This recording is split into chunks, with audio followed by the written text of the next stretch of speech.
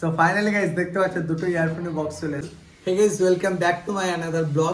So এখন একটা box unboxing করব। সো এটা বেশ কয়েকদিন আগেই কিনেছিলাম, একবার রিটার্ন নিয়ে গেছিল, আবার দিয়েছে। তো কালকে আমি ছিলাম না, দিয়ে গেছে এটা। তো তোমাদের সামনে গাইস আনবক্সিং করছি, আর একটা নতুন বক্স আছে। তো আবার একটা বক্স দিয়েছে গাইস, আর সেম কালার গাইস। এটা মনে হচ্ছে নিউ দিয়েছে আবার। এখন ওপেন করা যাক, চলো।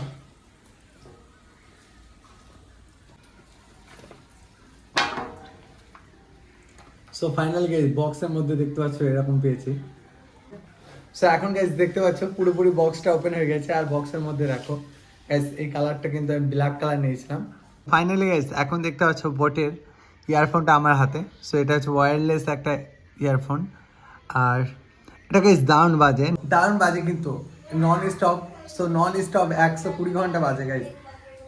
সো নন স্টপ 120 ঘন্টা বাজে, আর দারুণ sound guys. So finally guys দেখতে পাচ্ছ দুটো ইয়ারফোনের বক্স চলে এসছে এখন। তো আমি সব কিছু তোমাদেরকে দেখাই না, বাট গাইস দেখতে পাচ্ছ এই যে ইয়ারফোনটা নিয়েছিলাম। সো খুব সুন্দর, আর এখানে প্রাইসটা তোমাদেরকে দেখাচ্ছি, দেখো লেখা।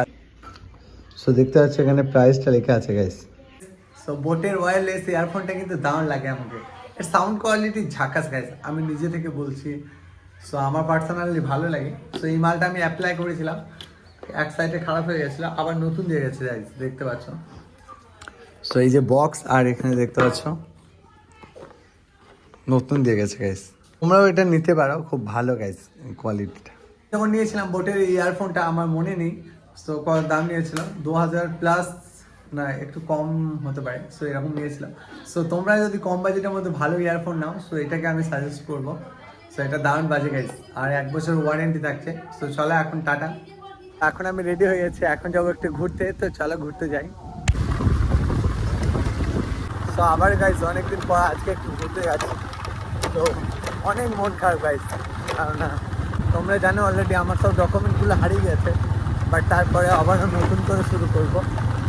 তো অনেকদিন পর ঘুরতে বেরিয়েছি। তো যাই হোক, মনটা অনেক খারাপ, যদিও আমার ডকুমেন্টগুলো সব হারিয়ে গেছে। সব কিছু যদি শেষ হয়ে যায়, আবার নতুন করে শুরু করতে হয়। তো ভেঙে পড়লে চলবে না। তোমরা যদি কেউ আমার ডকুমেন্টগুলো পাও, তাহলে অবশ্যই আমাকে ফিরিয়ে দেবে। আর গাইস এখন আমি কথা বলতে বলতে এখন মঙ্গলকোট রোডে উঠে গেলাম। আর এই রাস্তাটা গাইস থানায় গিয়ে শেষ হচ্ছে মঙ্গলকোট। সো এটা দেখতে পাচ্ছি, এটা হচ্ছে মঙ্গলকোটের রাস্তা।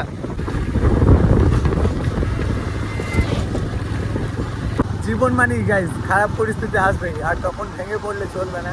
তো আমার ডকুমেন্টগুলো সব হারিয়ে গেছে গাইস। তাই যদি আমাকে ফিরিয়ে দেয়, তাকে অনেক কিছু দেবো আমি। এখন কথা বলতে বলতে এখন প্রায় বটতলা কাছাকাছি চলে এসেছি গাইস।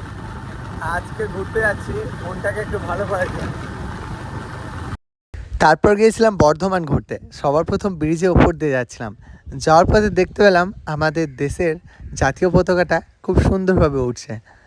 আর এই দৃশ্যটা কিন্তু অনেক সুন্দর। বর্ধমান পেরিয়ে পৌঁছে গেলাম আমরা দামোদর।